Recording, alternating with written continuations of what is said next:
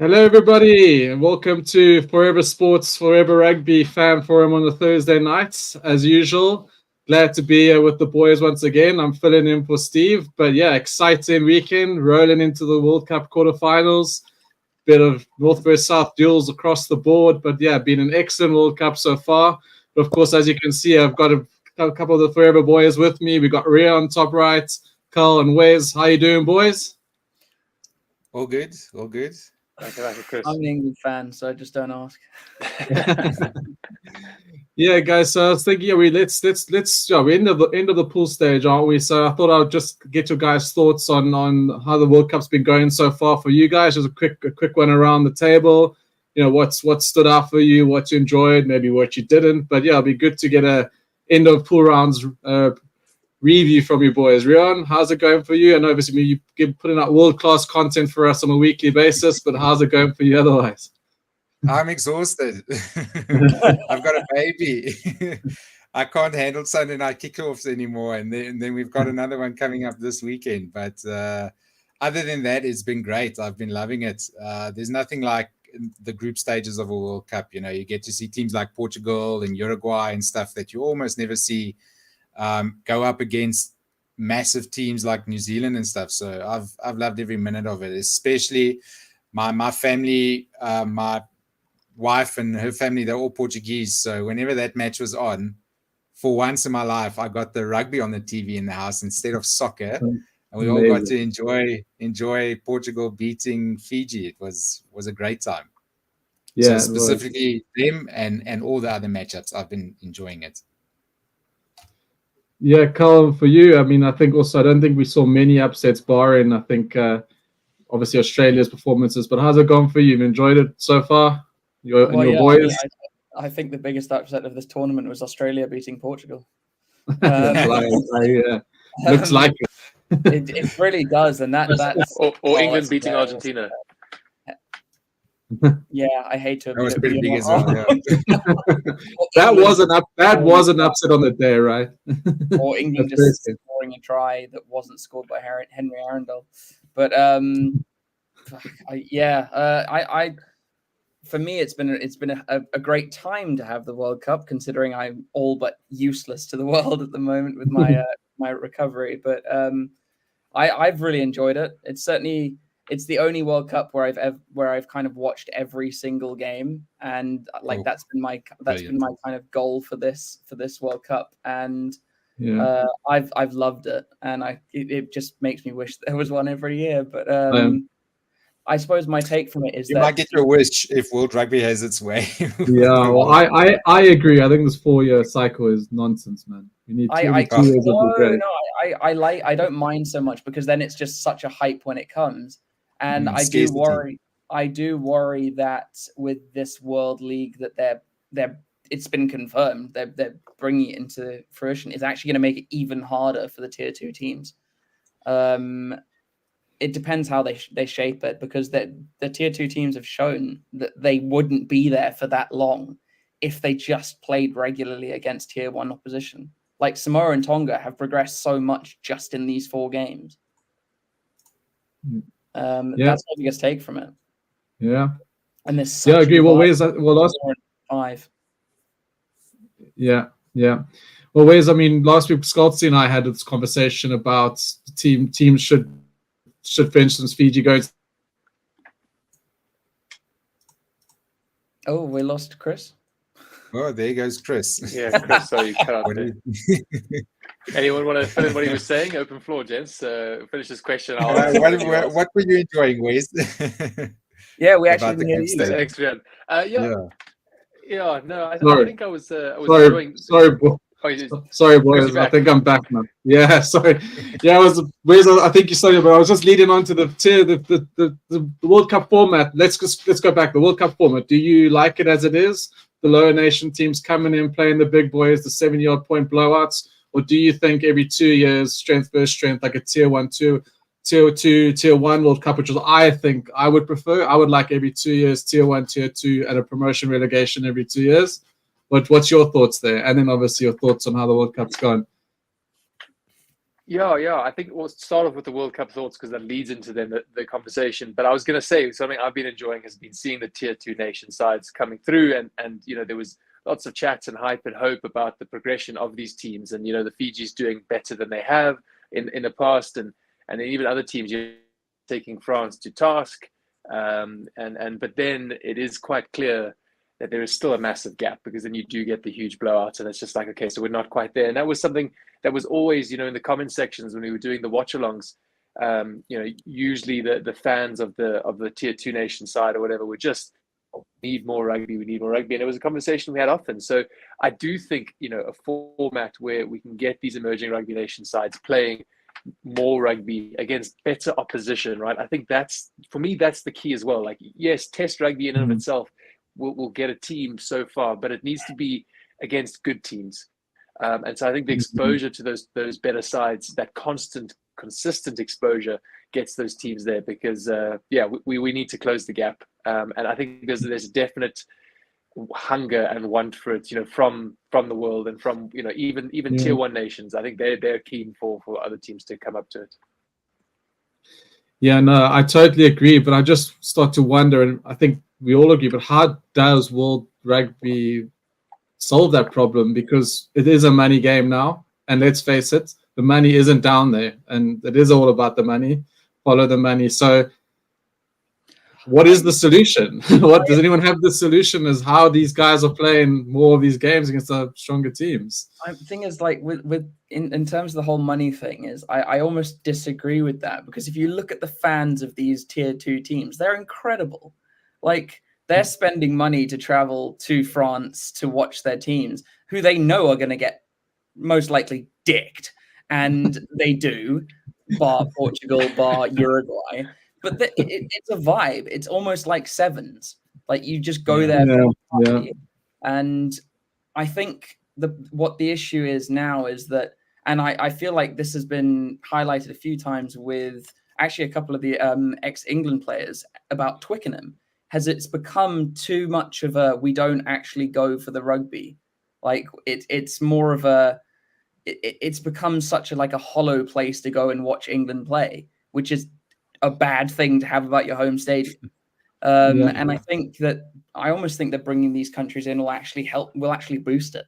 It'll take it to a wider audience. I think it'll actually, maybe after a year or two, it'll actually be a money earner rather than an issue. Yeah, I totally agree. I hope that's the case, because as you guys remember, I was at Twickenham with the Boks game and then the Fiji game, and the first whole top tier of Twickenham was closed for that Fiji game, and I just don't recall even Twickenham for any game not being very close. Yeah, but then saying that, hopefully that would bring more, because the Fiji fans as well on that day were amazing. They were in this one corner, and they brought all the vibe, because England fans were just stunned what was going on. But I totally agree. If we should bring a new market, and I suppose we kind of do in a way have a bit of fatigue on this, almost the same fixtures every year. It's almost the same cycle, and that's why I'm pretty keen for definitely a world season, a global season, and somehow mixing it up that it's not the same fixtures week, year in year, same fixtures year in year out World Cup, same fixtures year in. This is the same thing, right? I would say, we've got the Lions tours every 4 years. That takes up obviously all the home nations teams except for France. That's the perfect year to say, okay, the Lions are in Australia, so New Zealand and South Africa are going to play France. Why not one of those two teams say, okay, we're going to do a tour of South America this year. We're going to go play Argentina, play Uruguay, play Chile, and do a whole tour of that country. Maybe even do like a full dirt trackers, play in the week against the best club sides there. Just every 4 years, then you can do that for one of those countries, and that can also boost them a little bit.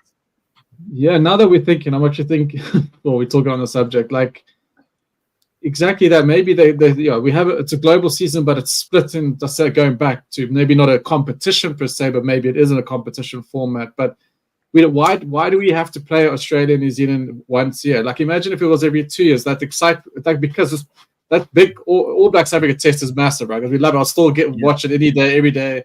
But it comes thick and fast now. Like is the right word value for it still there? If you made it every 2 years, and in between those 2 years, South Africa is playing a Portugal at least once or something. So at least when we get to that test, there's a little bit more build up and excitement to it. So, maybe there has to be a way, right? Surely, if they really wanted to, they could have it. Anyway, guys, so let's move on. Hello to everyone on the chat. So we've got quite a few people on the live stream this evening. Welcome. Leave your comments, please. The show is also about you guys, and I want to involve you guys. So hello, Deervolt, for joining, and Safra Kiwi, we've seen a few times on the show. Welcome. Let's actually go straight. Let's go into the quarterfinals, boys. Let's start with if you want to call them the lower, the lesser quarterfinals. Sorry, Carl. How dare you? That will include England. Do you mean the actual quarterfinals? You mean the team that's actually going to win the World Cup? Yeah. Let's start with the Argentina-Wales. We have the team sheets for the first two quarterfinals. But let's start on Argentina-Wales. I'll go around from the clock from what I'm seeing. Rion, what's your view for this game? What's your preview? What's your view? How do you see it going? It looks tight on paper. Both teams at least seem on an upward trajectory. The bookies actually have Wales as a 5-point favorite. How do you see this going? Yeah, I think we're going to see the Wales that you always see in knockout games, kick it in the sky and just park the bus and make them run at us. We've seen that teams coached by Cheika are not always very fond of kicking. And this Argentina side has not a lot less, but has kicked a little less than most of the other teams left in the World Cup. So I'm expecting a very basic Wales plan. Kick it high, chase well. Josh Adams, he's playing right here. He's in there.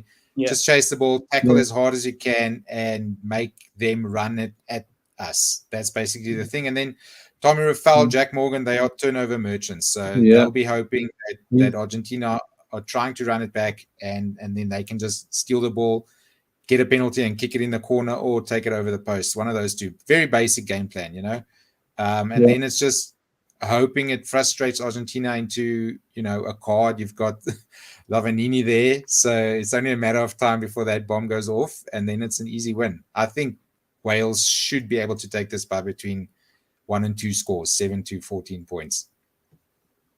Yeah, interesting. I'm trying to bring up the teams for you guys, but I'm not winning yet technically. So I'll put them on my phone. Yeah. So anyway, Carl, move on to me. How do you see it again? I see obviously Bigger's back, which is pretty big, which I think also impacts the way for me Wales do play. Obviously, I hope he's probably raring to go. That guy's as strong as an ox, but those injuries are annoying. No Matera, I think, for Argentina as well, which I think is going to be a massive loss for them. But yeah, I think we'll do predictions anyway, score predictions at the end. But obviously, we'll preview how you guys still think it's gonna run. For me, I like Wales. I mean, obviously, in their last game, not the last game. They've had some stutters during this World Cup, which, to be honest, we've had a lot less than we expected from them because, in the past few years, they haven't been fantastic. But Gatland's come in, and while his first few games weren't fantastic either, they look slick. They're looking really good. And Argentina, on the other hand, have not. They've severely underwhelmed at this World Cup. And I think the only player in their team that I'm just like, okay, shit, yeah, he's world class is Carreras on the wing. He's just lethal. King Boff. But has been for Newcastle of all clubs for God knows how long. So I think it would certainly be an unfortunate game for Wales if this is the one where Argentina finds some form, because they've certainly got it in them. But I think losing Faletau is going to be massive for Wales. That is going to be a big thing. I think it will probably cause Jack Morgan to have another incredible game. He's quite scary how good he is. And we'll see how Wainwright goes at 8. I think this is going to be quite a lot closer than people think. I think it'll be a 3-point game. Nice. I'm leaning towards that too. Yeah. I think the game against Japan has got Argentina, I think, rid of enough cobwebs to put a fight into this match.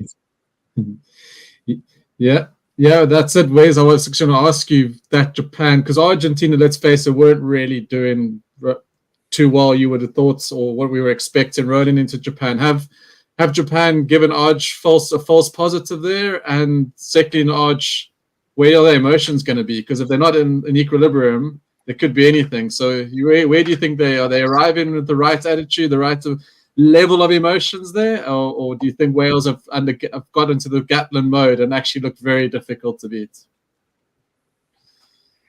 Yeah, I mean, I wouldn't say that Wales look difficult to beat. I think they're tough. They're going to be a tough team to beat. They're a good tournament team.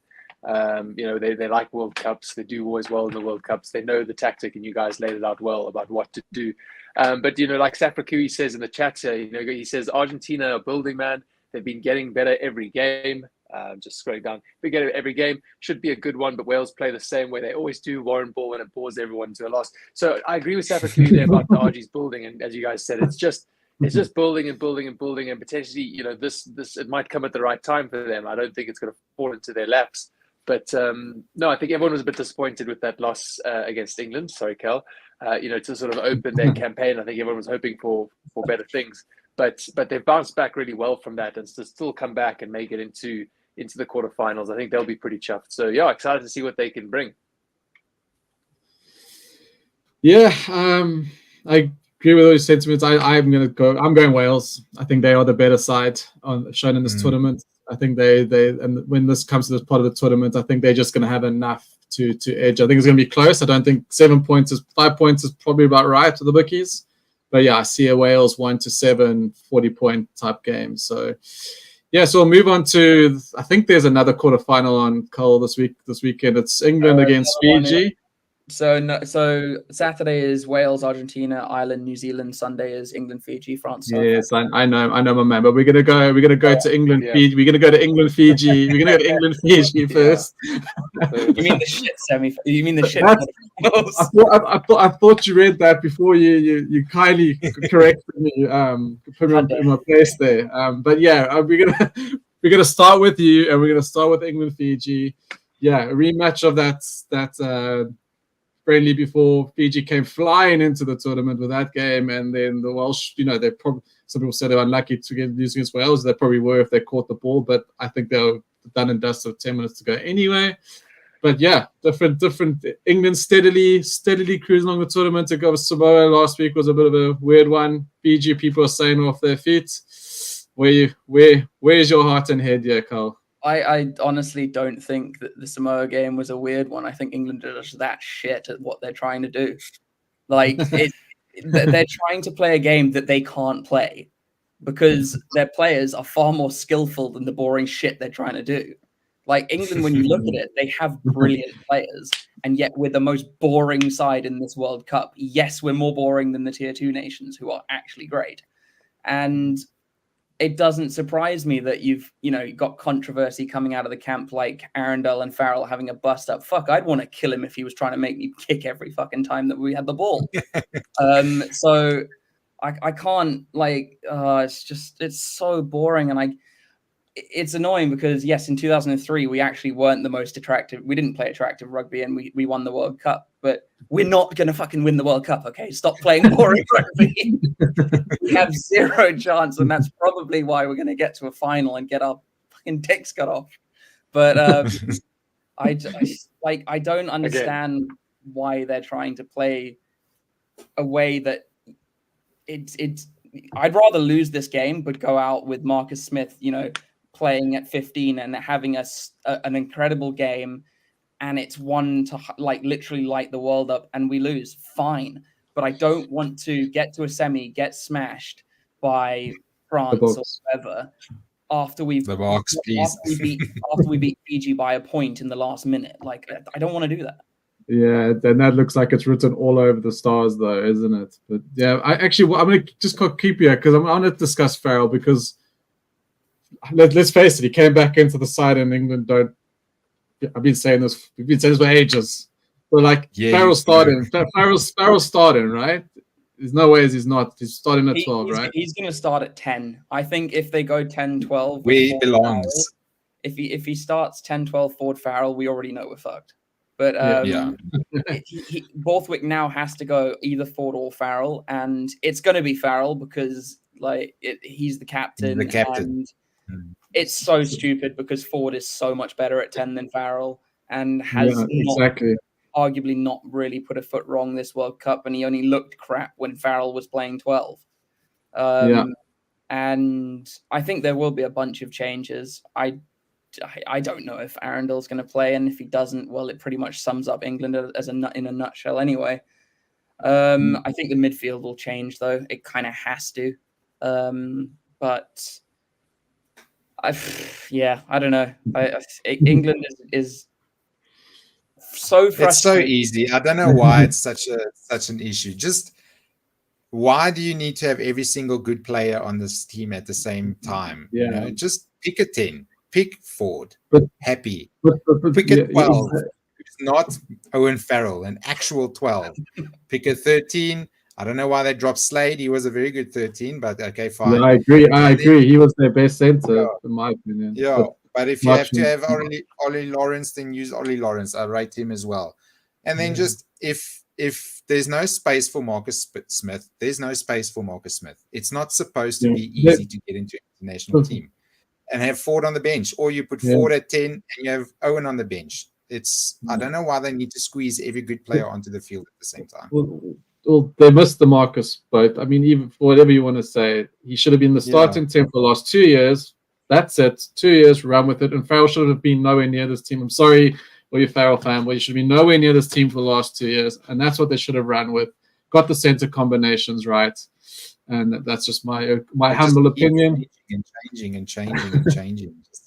Yeah, be interested to see what happens next year. I mean, does Farrell still run with this team? Surely not with Borthwick still there. I mean, I imagine he's going to still be there. I think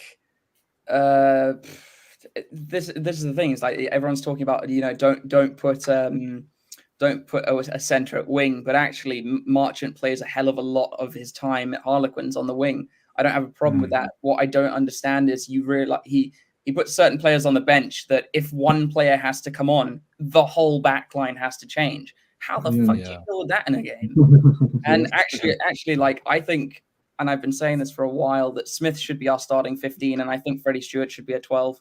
I don't think Stewart is actually good enough to be a fullback. He's too slow. Yeah. Too slow. He's a great under the high ball, but he's a cart horse. Yeah.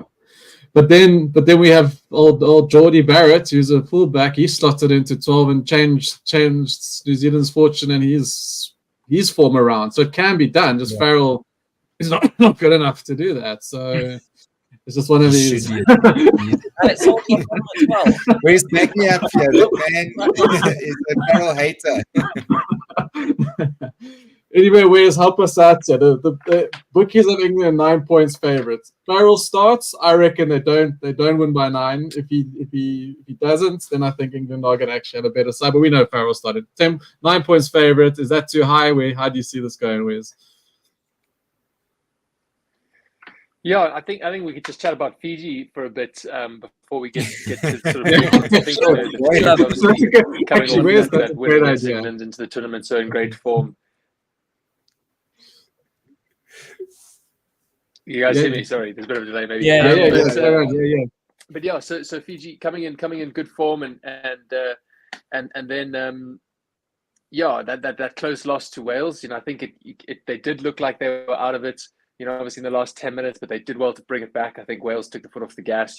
Probably thinking they were okay, and then they kind of came back and kind of not. Obviously with the loss to Portugal, so I think they've struggled to find a bit of that form. I think they were looking much better before the World Cup. I was. Sort of just when you watched Fiji, they were just making the right decision most of the time, right? And for me, that's what makes a really great team, is how often, how close to 100% can you make the right decision every time? You're never going to do it. No team does it. There'll be mistakes, there'll be stuff-ups, whatever. But Fiji, for me, we're doing that more often than not, which was great. So I don't think they've built like the other nations that we've seen, like the Samoas, the Tongas, the guys who've now started playing rugby together and getting better. So I don't know. I don't think this is the same Fiji side going in to England like they did at Twickenham. It's a really tough one, though. I mean, it would be absolutely phenomenal if they could win, but I do think I have to probably go with England when it comes down to it. Yeah, it's a bit of a big call, but that's where I feel. Yeah, no, I agree, Rio. And I know you have had a few comments. Do you have anything else on this game? Yeah, no, I think if England can just pick and stick, they should be able to get through this easily. Just if you're playing Farrell at 10, be the Saracens. If you're playing Ford at 10, be the Tigers. If you're playing Marcus at 10, be the Quins. And if it's Farrell this week, I actually don't think Smith will play 10 ever again for the league. I don't think he will. I think he's our go forward fullback. Well, if you can turn into that, amazing. If you can turn into some kind of Robinson vibe, he could be pretty good. Once you see Marcus play against a team that knows how to exploit the bad backfield, you'll see. Oh, Marcus should probably not. But everyone has figured out Freddie Stewart. All you have to do is not kick straight to him, and he can't turn around. Yeah, no, you're right. They did the exact thing, and they scored off of it. Yeah. And I love Freddie Stewart. I think he's a great player, but he's so readable, and he's always in the wrong fucking position. He's never where he should be for what speed he has. Yeah, he's too slow for a fullback. I think he is. He's not great. He tried up from the back there, and by then everyone's shut down and out of kind of not where they're supposed to be. Shocking. Yeah. But it's not Marcus. Isn't there a 15 in England? Where is the 15 in England? Who bring plays? Mike Brown back, for God's. Oh my God.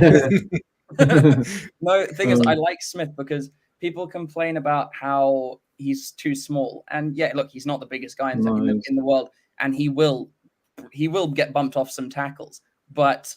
Are those tackles that Freddie Stewart is going to make? Maybe not, but we've got a more. But this just feels again like, we need to have him in the team. Like, we need to have Owen Farrell in the team. Put him at 12. We need to have Marcus in the team. Put him at 15.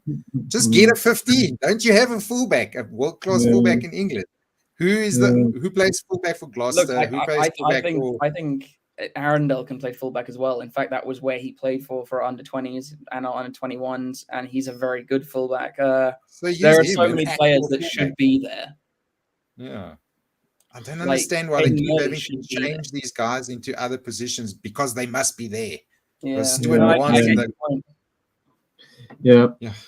I agree, guys, with England. I think Fiji, they just feels like this is a game too far for them. And I think when it comes to knockout rugby, England have that game that should suit them. And I'm going to roll out that friendly. England started well. Like I said, the rain came in and Fiji got their back up. And when England wanted to play, which was the first 10 minutes and the 10 minutes of the second half, they dominated Fiji. What I saw was an England team that couldn't be bothered playing that match. Got some assertiveness and then kind of like switched off. I think if they come switched on, they're going to have too much for England. I think 9 points is probably also about right. All right, guys, we're going to move on to the real quarterfinal, the other quarterfinals for the weekend. But I want to do my betting segment, but my bloody slide does not want to go in. So I'm going to try one more time, guys. Just last thing. Sure. If you guys want to go. I've been reading quite a few rumors that coming out of the Fiji camp that apparently there's a lot of disconnect between the players and coaches. And why is that? Because what I saw, again going back, I made the captain. Why they looked like a team. So I wonder what's happened there. There's kind of both sides of the story. Like, obviously you've got the videos, clips, and everything of them singing, which is so nice to see. But then you've got stories coming out about how the Fijian Drua players are kind of just being like shoved to the back or the side. You got Naya Telebu coming in that press conference and telling everyone to basically fuck off. That was funny. Mate, you lost to Portugal, but it's not the press's fault. And I don't know.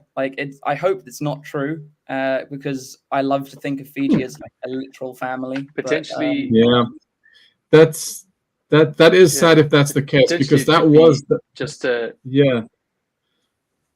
Carry on, Wes. Sorry, there's such a delay, guys. I'm trying to jump in. And it's no worries, but there's this potentially it could be a bit of the pressure, maybe. Like, again, this is the first time really I think that the world's expected them to like now do something and be good and whatever, and so it could just be the guys not really sure how to handle it. Like, I don't know, that's just maybe my opinion, and so therefore they're not really sure where to direct the pressure, and maybe this is a bit of the coaching that needs to come in and actually start to coach the guys or shepherd the guys and say, right, this is not where we should be directing this. That the player coming and telling the press to fuck off obviously is sort of evidence of that. But yeah, it could be something like that. Well, that's it. They've never been in this situation, right? And maybe I mean, pressure in Fiji and all that they don't do pressure. I don't think pressure's in their vocabulary. I think if you meet Fiji and so, it could really well have been getting to them, and that's why for me actually this is not about England. I think England, we know what England are. I think we know what England are bringing. It's where Fiji are, and I think we all agree. Their form's down. It looks like their heads are down. You'll be brave. They're just tired. But it could be so typical Fiji to bring it, and we're all going to be like, "Oh crap, they've won by 3." And oh yeah, of course they did. Oh, the team, that's our team. They were doing so well, But I think England are going to be too strong on the day. All right, guys, I'm going to bring up the slide, bring back the faces, getting this all working. There we are. We've gone to the betting segment that we have with Boyles, guys. As you know. I've been giving you guys some predictions and selections and bets with BoyleSports, which are available at time of going on to the show. And again, let's recap. Last week we won again. We're on like a 13 out of 14 win run, yeah. So going really well. We had Ireland win on the money line. Obviously, they beat Scotland quite well. And as you know, I've been going along quite nicely on the second half highest scorings this World Cup, and we got them in this week's bet as well. But yeah, that happened for France versus Italy. It was actually going at about 70-75% that the second halves were rolling in as the highest scoring. So it was a nice trend. But as you'll see, when the bigger teams play, it goes back to a bit of an even contest between the halves if you want to play that market. But yeah. Overall, we're up to almost 30 units at 67% return on investment. So like over that amount of units staked, really, really happy with that performance. So if you guys are tailing or using it for your best, that's awesome. But yeah, and this week, we're going to go with a 1.5 unit double. Talking about England, I just still think out of all the semi-finals, this is probably the one that looks most likely that's going to go in either direction. Ireland fans might disagree, but I got England to win and Wellington in the NPC semi-final against Hawke's Bay. Hawke's Bay, they played 2 weeks ago. If anyone follows the NPC, Hawke's Bay came there and won the Ranfurly Shield. And then I don't know if anyone knows about what happened to that shield afterwards. So anyway, yeah. So Wellington are the top side. I expect them to come back here and take care of business. Yeah, I don't. People know watching me. I love it. I love a rugby grudge match, and we're going to talk about a grudge match in the next game. So I like Wellington to come back here. That doubles at 188, and surprise, surprise! Second half highest scoring. I think you could almost take any one of these quarterfinals, but I'm going to take Ireland, New Zealand in these matches. It's come through quite often. So I like this one the most out of the 4. But if you guys do want to follow that market, you could probably take it on any of the quarterfinals. So good luck if you follow in. All right, guys, let's move on to quarterfinal 3. Ireland versus New Zealand, and I think actually I got the slide working. I had the team sheets for Wales and Argentina earlier, boys, but I didn't manage to get the slide up. There was an issue, but let's move on. Let's go. Let's Ireland, New Zealand. Whoa, there's so much we could talk about. Yeah. We could take our time through this one, boys, because this is one bar and R1, which is also just a big. But everything about this game, about Ireland, where they are, where they've come in. Everything about New Zealand. This, like I said, the biggest grudge matches you probably ever of a grudge match, and it's just amazing. So yeah, Rion, what you got for us? Give us your preview on this one. Oh, I don't know. I went through this team list earlier when I saw it come out, and I was just like, if these guys lose, is this Aaron Smith's last ever match for New Zealand? You know, is this the last time we'll see him? Yeah. Is this the last time we'll see Richie? Is this the last time we'll see Bowden? I mean, imagine this being the last time we see these guys that have been torturing us for the last 10 years, you know. It would be crazy to think that that's what's going to happen this weekend, which actually I do think is going to happen this weekend. This is a good, even great New Zealand side, but the props, man, they just not there yet. They probably out of the big four, you know, South Africa, France, New Zealand, Ireland, they probably have the worst set of props and the worst set of locks out of all of them. So as long as you get through that first, I don't know, 20 minutes and the packs start to get a bit tired, I think Ireland are going to crush these guys, unfortunately. And it'll be the last time we see Aaron Smith in an All Blacks jersey, and I'm not ready for that yet. I love that man. Wow. Yeah. Just off the back of that, don't with all these guys retiring, don't think it's going to get any better. You've got people like Roy. You've got Robertson coming in. Yeah, but there's definitely, but like you look at the pundit, there's going to, but he's coming through. I mean, there was a time when, you know, you can name 2 All Black sides and the youngsters, even the youngsters in the NPC and Super Rugby, Robinson's going to have a difficult year or two. I have full faith in him that he's going to bring a team together eventually and the culture's going to come there.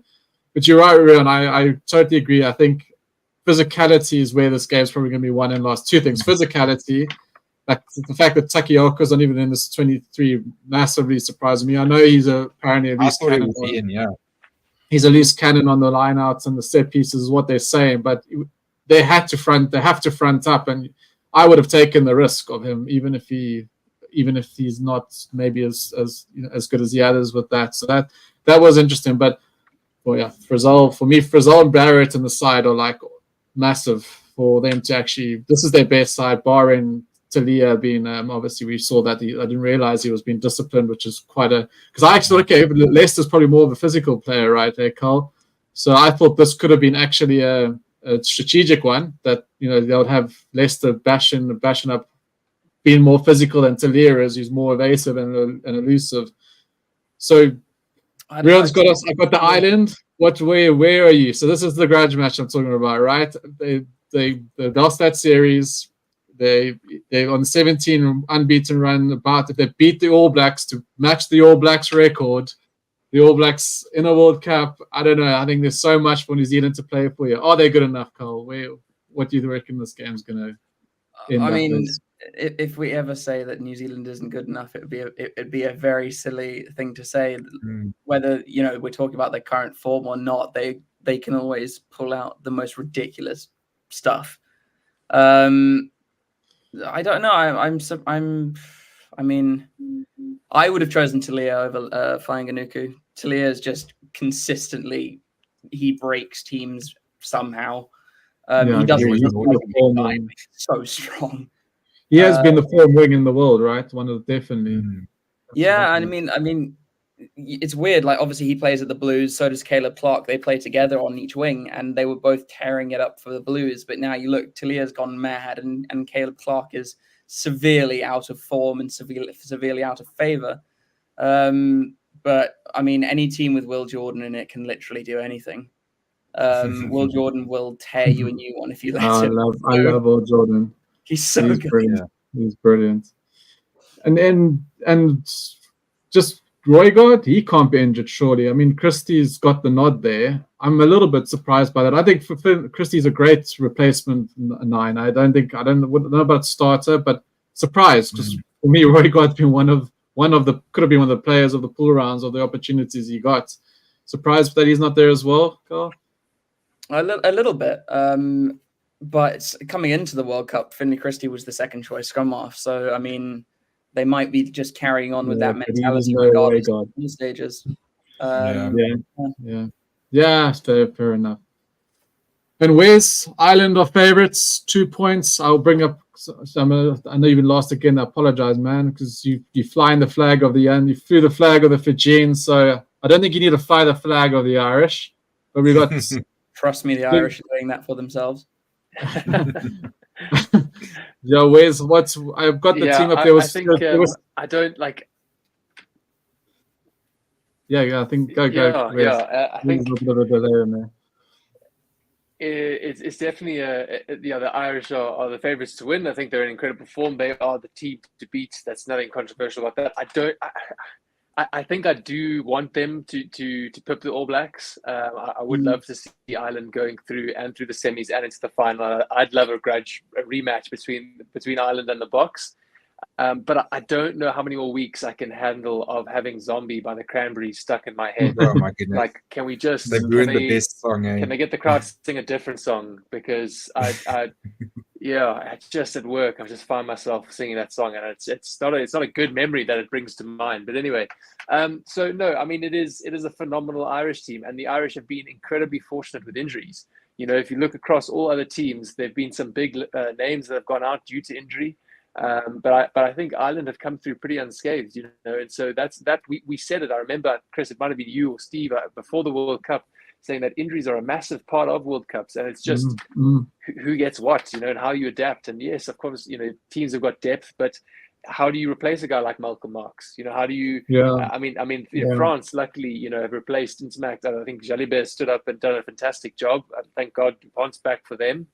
But yeah, there are some irreplaceables. But I think Ireland are in a good position to win this. I think it's theirs to lose. I think, as Cal said, you can never write them off, and it'd be silly to, the All Blacks, that is. But I do think it's Ireland's game to lose. Yeah. But as I said, there were some injury concerns with Hansen, Ringrose, right? Who else? I think with James Lowe as well. There were murmurs around that. James Ryan is not James playing. Ryan, James Ryan's out. Yeah, he was the only one that got out, I think. Yeah. So I mean, I assume they're fit. I mean, it's going to take a lot for someone to be rule themselves out of this game, right? But I also think Ireland, even if they lose two players, you just feel that they're two guys like the Leinster system, Irish system. You don't feel that it will be as a massive loss. Like if New Zealand lost two big players, like we saw with no Barrett and Brazil, they were like kind of like nowhere, right? So, but I agree with you guys. Like I said, like I think New Zealand we're gonna see a New Zealand side that's possessed, and I don't know if they're gonna be good enough on the day. But for me, it's I hope the silent side. I don't think the silent side will, but I think there could be a moment in this game where Ireland are going to get nervous because this is massive.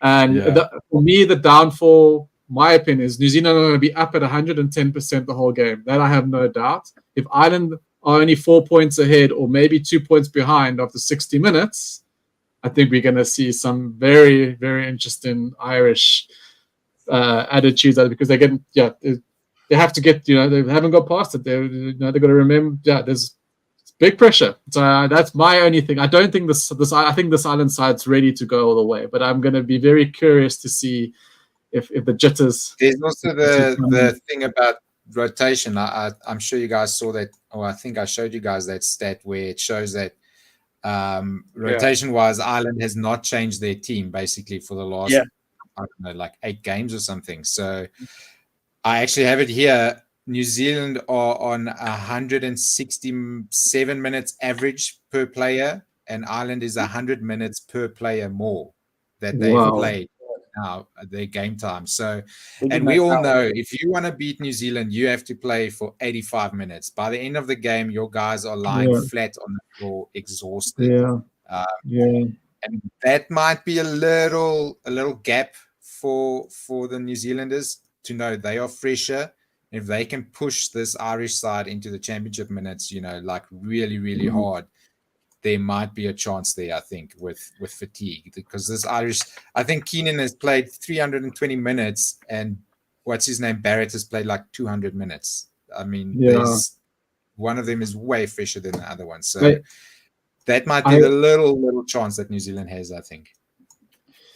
I just think what's on the line for New Zealand, even though they aren't the better side, because what will be remarkable if Ireland win this game, they do go on to the World Cup and go to like 20 unbeaten. That's ridiculous. Like, it was when we did it. It was like I remember the 17 games. It was like hard game, big game, win.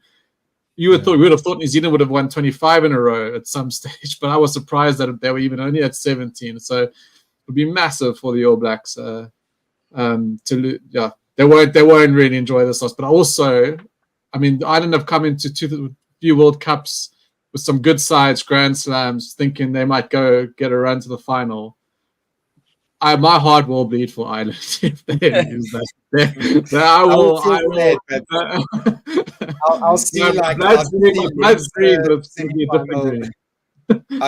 I'll just see Leinster semi-final in the URC or Leinster losing in the final to La Rochelle.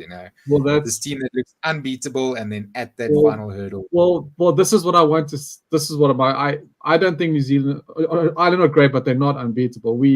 Let's face, we could have beaten them. So I think New Zealand, even if it's one game, if they leave it all out there and they maybe don't even beat Wales, the fact that they got out would almost be a World Cup success for New Zealand. And New Zealand have even come out and said we literally are looking for revenge. So if you speak to all the past players, they all say this game. That's why I used the grudge match. But we've seen what England played the game of their lives against New Zealand in the last World Cup and then were shite in the World Cup final. I mean, is that going to happen again? Yeah. But the nail on the head is the front. Then the All Black front row is their massive Achilles heel. And let's put all of that emotion aside and records and who everyone is. At the end of the day, Ireland are going to have the upper hand there, right? And that's massive in games like this. You'd think, yeah. Yeah, you'd think, yeah. All right, guys. So I think there's a bit of consensus. I see JP asked for scores. I said, we'll do South Africa, France next, and we'll do a round robin of what our final score predictions are. We'll move on to the biggest game in rugby ever, the French homeboys, the glory boy, the poster boy against Rassie and his Chargers. Yeah, big quarterfinal, obviously, guys. You guys will see on the WhatsApp group. Obviously, I've been punting France to win this World Cup since 3 years ago. I didn't know when we were on a crash course with them, and I thought we were playing New Zealand in the quarter. I thought we would get them in the final, and then all cards are on the table. But yeah, Wes, give you the floor first, my man. What do you think this is going to go? How do you see this going? It's going to be watched through hands in front of my face. I'm going to have to find by myself. I'm going to have to watch the game alone because I'm just so stressed. I don't sit down. My watch is beeping at me, telling me, are you going for a run right now because your heart rate's high? It's not good for me. Me too, bro. Me too. Not good for me. Look, I mean, I think it is just. Yeah, it's phenomenal, right? This is what the World Cups are about. It's a pity it's in the quarterfinals. However, it's still a knockout game. Whether it was here or in the semis, everyone will know that this was, a tough knockout round for these particular teams. I do back the boy. I back the Boks. I think if both sides play their best rugby, I do think the Boks take it. I think it's a tight one, but I do think the Boks take it. I think we outmaneuver France. However, it is France at home. And we know, the bounce of a ball, the call of a ref, not to bring that in, but it is rugby. That's part of the sport. Something is not called right, something, whatever. Yeah. So I'm going to say the Boks will take it, but there are going to be a lot of tight sphincters on Sunday night. Yeah, Rian, these games, I'm the worst. You'll see the worst and the best of me. Like I battle. It's like it's only the Boks and Roger Federer that used to do this to me. But yeah, I still think that South Africa so much has to go for South Africa has to go well. There could be a sentiment that we could win well, but I don't really see us well. I just feel a lot has to go right. It's the way we play and the way France are playing, the ref, the crowd. I still think on that basis, on the home ground and everything, I still think it's a France 2-3 point win. But where are you leaning here? Where's your hearts? I'm sure you boy, all of us want the Boks, but yeah, give us how do you see the game going? The only time I'm more nervous than this is walking home from Ellis Park to my car. It's like my heartbeat is already at 200 just thinking about it. Like you said, I'm also kind of thinking it's a France game, this one. I hate to say it. I hate to think that we'll stop being the world champions on Sunday. That might be the last day we're the world champions.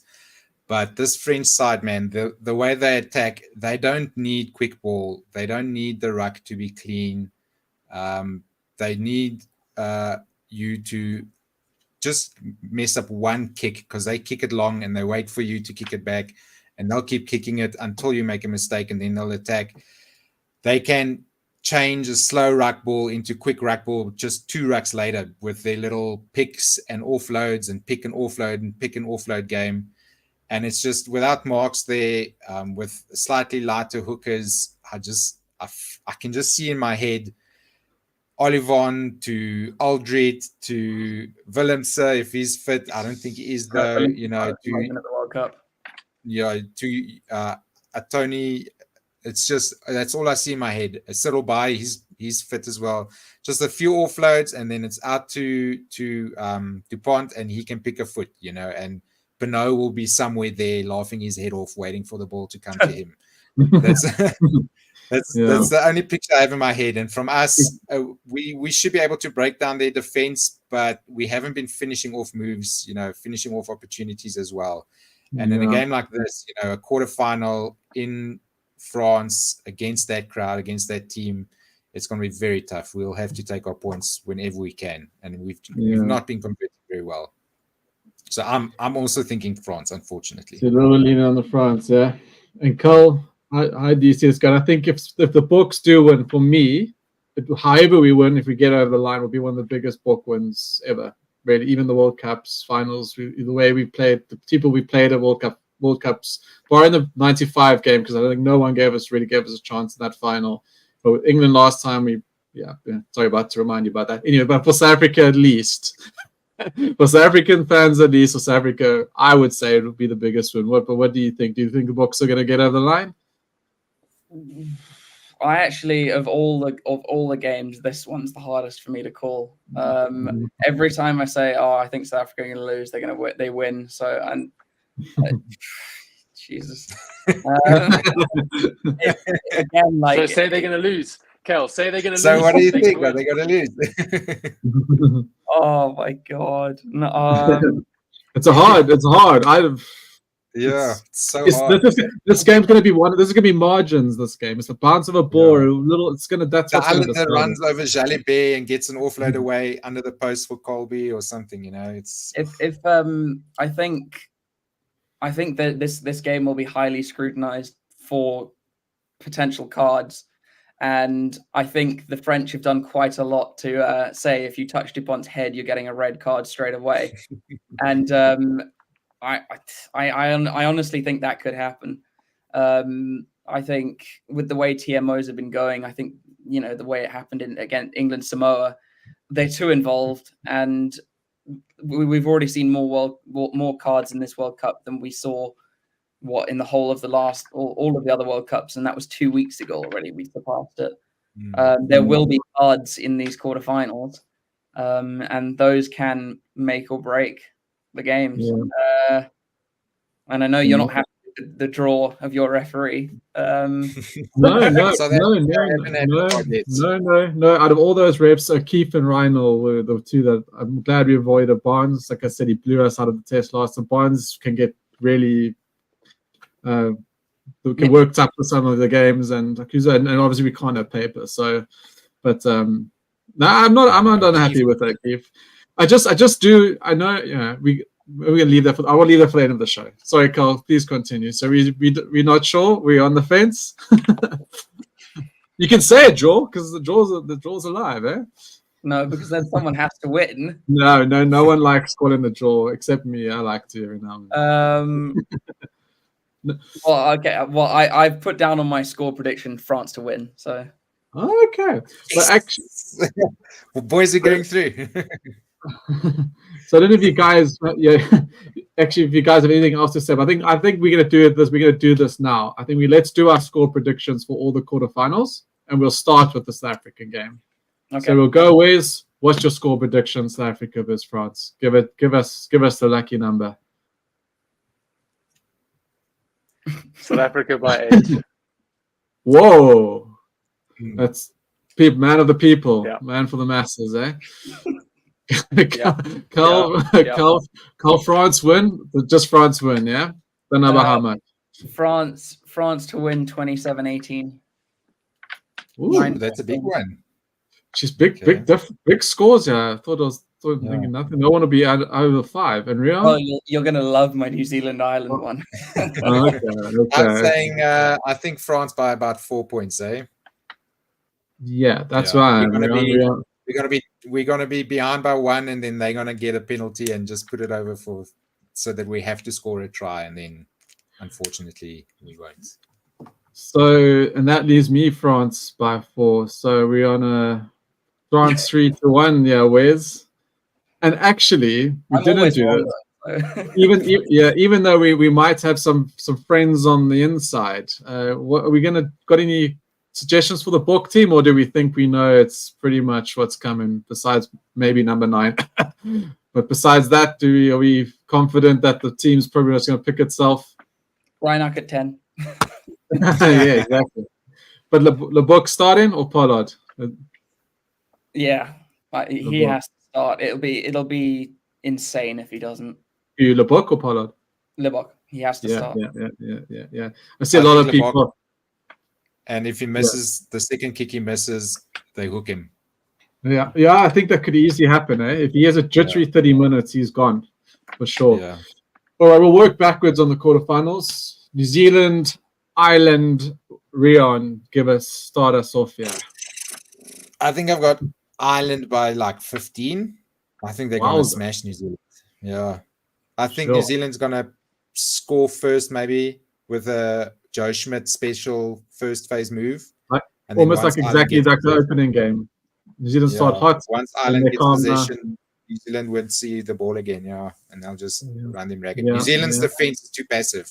You can't be passive against Ireland. Yeah, that's fair, very fair. Carl? I've gone for a bit of a wild one and quite a high scoring game as well. I'm backing New Zealand 33-31. 33-31 New Zealand. Oh, geez, okay. That might be one of the best matches ever then. That'll be an all-time classic. Yeah. Well, I think no matter what, this is just where these teams are clashing at point in times in the world of rugby in their whole lives. This is the best, one of the best games to be. That even just on paper, I hope it lives up to the billing. Where's we got a New Zealand Ireland? I think I know where you're going. You mentioned earlier. Yeah, no, I think Ireland will take this one. I was in the same park as Rion there, about maybe about 12. I think I said about 12. Probably where I'm going. So at least one try, and maybe 2 tries. Oh man, my SUPERBRU still says New Zealand by 5. You can't. There's nothing in my mind. My mind just can't go again. I know it should, but my mind it's still just victimhood. That's what it is. Yeah, it's a South African brand. But I know on paper it's Ireland by 10. Like literally, that's a no-brainer. But I'm gonna stick my neck out that New Zealand comes to the party, Ireland get nervous, and we see a proper humdinger, a couple points in it. Either way. But I call New Zealand for now. All right, England versus Fiji. Where's you can kick us off here? Yeah, I think as I said, Fiji's lack of form at the moment. England potentially, well, I was going to say finding some, but then there was that Samoa game. But yeah, so I think Fiji take Fiji. I think England do take it, and I think if they can do what they did against Argentina or something similar. It could be quite a lot, but let's go England. Yeah, England by 12 as well. I think Fiji will be in it, but England will pull away. Yeah, I agree with that. Rion? Yeah, England just need to kick the leather off of it and defend same as Wales. Keep it basic. Make Fiji run at them. So I think probably England by something dividable by 3, like 12-9. Yeah. Something same, like that. I know your mind works. Yeah, 12. Yeah, so we got similar. And Carl, say it. You can do it. I was very close to saying Fiji to win. I know you are. I know you really want it. Just because at the moment I couldn't hate my country more. But no, England 24-17. And making life incredibly fucking difficult for them. I know. No, I agree. I think England might at the end go away, but I think Fiji will be around. They're going to annoy. England are going to allow them in the game. I think the biggest decision for me, or the biggest way it will swing, is where Radradra's played. If he's played at 13, England are in for big shit. If he's played at wing, not such a problem. Yeah, I think so. Yeah. He looked a bit out of form both spots. I wonder if they'll even look at the way he played against England at 13. He was washed. Yeah. And England's midfield at the moment, if they go Farrell, we're fucked. He will run straight over. Well, Farrell probably get a red card just trying to tickle his chin. But no, it's not going to go well. All right. So we got England's all around there, and Wales and RG's. Rian, you kick us off. We'll go around the clock. Wales probably by this is a tough one. 10 points. Let's say Wales by about 10 points. I think. Yeah. Carl? I've got Wales 28, Argentina 22. Yeah, that's probably what I think. Somewhere around there, maybe a few points lower.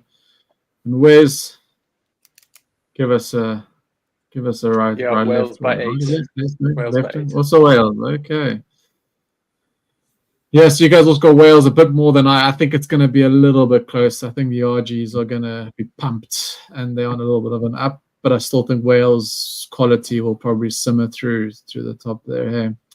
All right, boys. Well, we've actually got an hour. Well, we've got to the end of going to the games. Thank you very, very much. But we do have a rant section, which we have to do. And I'm not letting us get away with it. We've got a few topics, but I think we have to, firstly, we'll discuss Rassie, because Rassie, our boy, is up to his old shenanigans again. Not surprised. When I saw that my Irish mate sent it to me, I hadn't seen it yet. He was like, yeah, we go. I was like, yeah, we saw this come in, right? But anyway, does he have a case, boys? What's he on about? Is this classic Rassie mind games? Also, we're not announcing our teams like we did as well, like on a Monday. Now it's a Friday. And I was thinking today, watching all this, we keep getting told how predictable we are as the Boks, how we play, and da-da-da. And I wonder if this whole team selections, is he announcing and is he not? Bit of mind games. It's like almost like I don't know what the right word is. But Rassie's just trying to keep us, is keeping everyone on his toes. I think it's very deliberate, right? It's deliberate tactics to cause noise, cause people frustrated. He knew Oaks were going to respond. I saw some of the English press calling him a clown again and an idiot and this and that. I mean, he is, but he's very fucking funny. Yeah. So what do you guys have comments on Rassie boy? What do you think he's up to? I'm not. He's just entertaining us, really. At least he's not saying he's not there for the croissants. That's the best part of it. No, I think it feels like definitely a tactical thing to have gotten everyone so used to us dropping the team on a Tuesday, including us. I've been jonesing the whole week for that team, and I've not seen it. And definitely teams would have gotten used to planning around that, and now all of a sudden, they don't have that to use as ammo in their planning. So it's a clever tactic. I think maybe that's going to be for the rest of the knockouts. If we keep going through, we won't see the team being announced on a Tuesday anymore until the end of the comp, if we make it through. So I think it's a bit of tactics and just a bit of diversion, get people to look at the coaches instead of at the team, But mostly fun. I think he just has fun. The man doesn't give a shit. Yeah. I mean, exactly. And this responses and if you work football coaches do this all the time, mind games and conferences. So I love it. Yes, he's a little bit on a different on the edge of the paradigm there, whatever you want to call it. But he does. I mean, there's method in his madness. It works. I mean, you can argue of maybe overall records, but when it comes down to these type of games, what do you reckon? Do you like for me, I'm a little bit worried that it's become too much. I do trust the coaches, but I worry that messing around with the teams and just all the stuff that comes out. Do you think? I don't remember him being like this at the last World Cup, was he? He wasn't as. I thought he was quite low key. Do you think this is going to backfire? No, yeah. I think two things I want to say quickly on your point. The most important thing is that when do the players find out? Because whether we know or not, it doesn't really matter. I think the most important thing is the players, if they're able to find out, know who's starting, know what, then they can go into the week's training settled, confident, and far away. If they're constantly waiting, for everyone and like we are and uncertain, that can breed like a bit of disruption there. But in terms of Rassie's comments, like again, specifically with regards to the French sort of the flair and the dramatics, like I think he's right to call it out. He's obviously waited to play his card, because I don't think it's just the French side. I think we've seen a lot of teams and a lot of players try and go for that, and really kind of milk it. It's starting to look a lot like football in that regard, where anything that happens, there was the one, I forget which game it was, but the player was tackled in the chest and it slid up like even just to here. I don't think it even touched his face, and there was this, and the eyes and the hands went up and the head and on the ground, and it was just like, fuck off. So for me, I think there does need to be scrutiny on that. If you are trying to milk out those get the ref's attention, have a look on, get the VAR guys to have a look at it, and blah blah blah. We know how strong that overcorrective hand is at the moment, where if there's any contact with the head, well, more or less, most cases, unless you're Jesse Creel, contact with the head, you're gonna see something. So yeah, I'm not a huge fan of where the players are taking that part of the game. I would hope it would be stamped out. I hope sort of the sport of rugby is this physicality sport. It's the fact that you're going to take some knocks, but not to milk it. That being said, they are sportsmen. They are competitive. They are going to try and milk and squeeze every little bit out. I mean, I would love it if someone put it together a compilation of where penalties were given and where the kick for touch was actually taken. I can guarantee you'll have miles of difference, if you add that all up. So it's just those small things. So I get it, but I don't like it. But that's yeah. But Wes, let me tell you something. We know who's playing. We know. What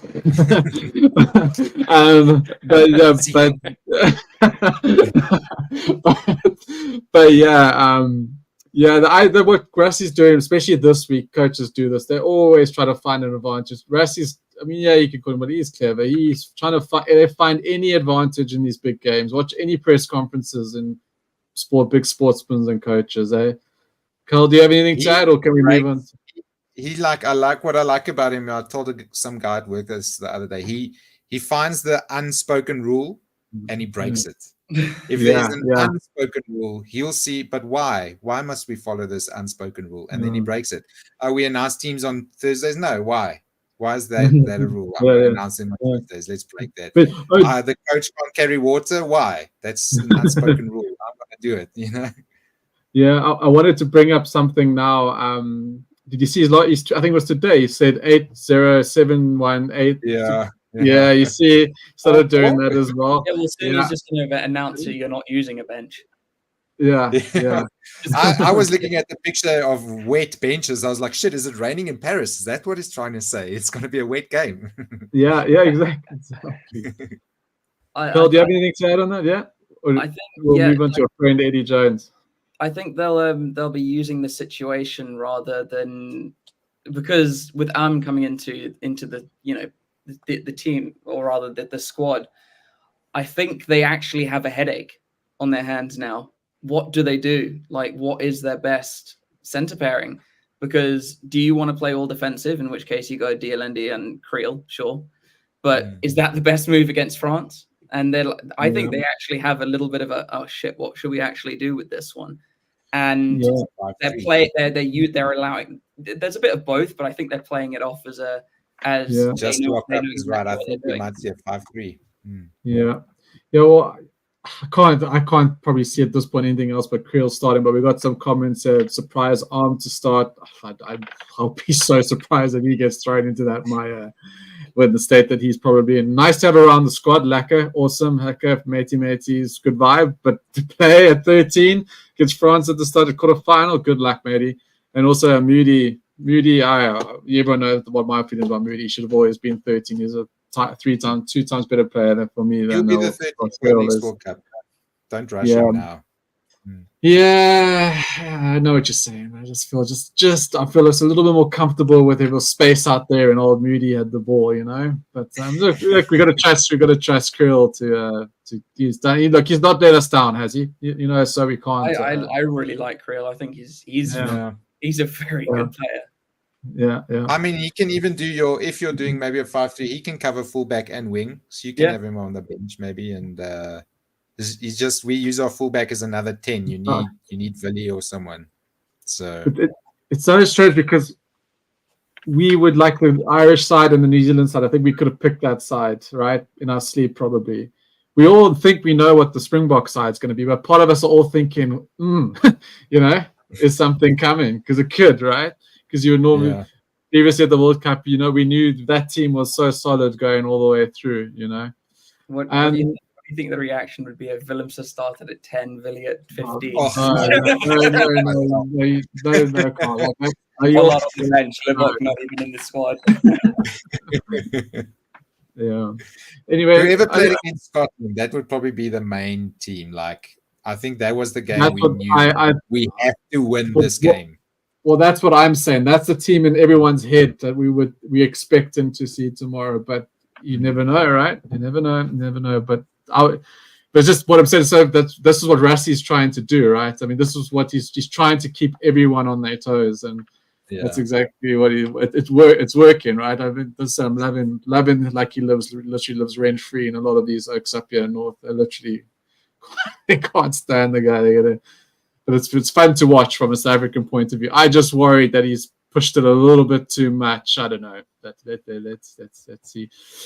Other topics this week we said, like old Eddie Jones. It looks like the rumors might be true. Yeah. So Carl, is Eddie going for his final interview for Japan? What's going on there? What? So he can ruin another ship?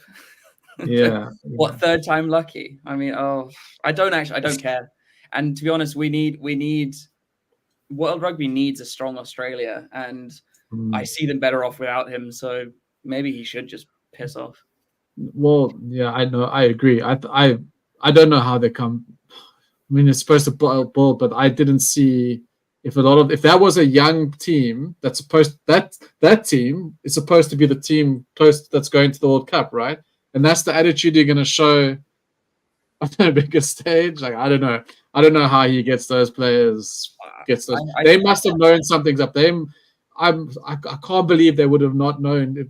That would make sense to me. I could be wrong because we're not in the camp, but that would make full sense. Yeah. I don't fault the players for effort. Look, they were trying, but I mean, the England players are trying. It's just a shit way they play.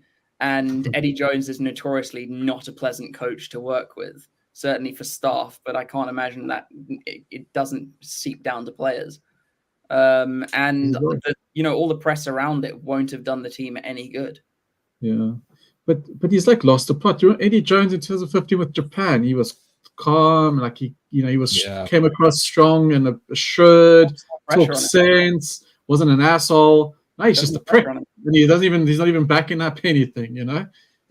I don't think he should have jumped straight from the England job into the Aussie job, eh?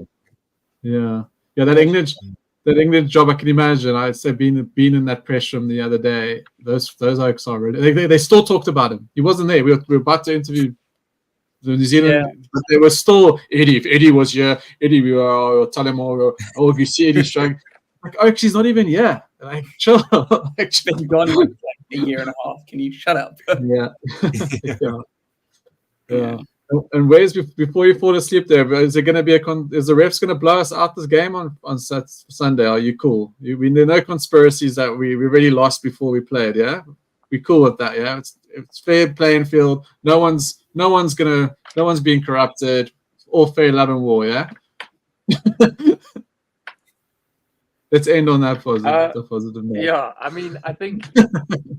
Well, sure. If you want to end on that, we can. But no, I just it's just so horrible that it has to come down. You know, where that's even a thought. And And this is where you get why VAR or TMO, whatever you want to call it, is being involved, because you ultimately want to have the right calls made. But I think we've all agreed and we've all spoken about how it can sterilize the game a bit, and it's been used too much at the moment. And so it's a very fine line, and they're obviously trying to find that pendulum between how much do we use this and how much do we let rugby be rugby and that game. Because I can guarantee if a call's not blown and that goes against us, we're gonna be like, wow, why the fuck didn't they use VAR, TMO, this, that, the next? There was some conspiracy, but then if there are all these calls that are made, it's gonna be like, in France's favor, it's gonna be like, oh well, look, it's too much, that look, they're using it, overusing it. So they're in a very tough position, and I do feel for them that they can't please everyone. I get that, but no, I mean, you just hope that all the refs have solid games. I agree. And there will be controversy though, because it is knockouts, it is World Cup. So even if they blow the perfect game, like someone's going to be hurt somewhere. Probably Reza. But anyway. I think even though refs are the way rugby is, they're a big factor, right? All for my bitching and moaning, and I love the odd conspiracy, whatever I'm saying. But at the end of the day, you just want the result to be fair, and you don't want to be talking about the ref. That's all I wish for. End of the game, game's done, and the best team won. We not mention the ref. That's all I want every game.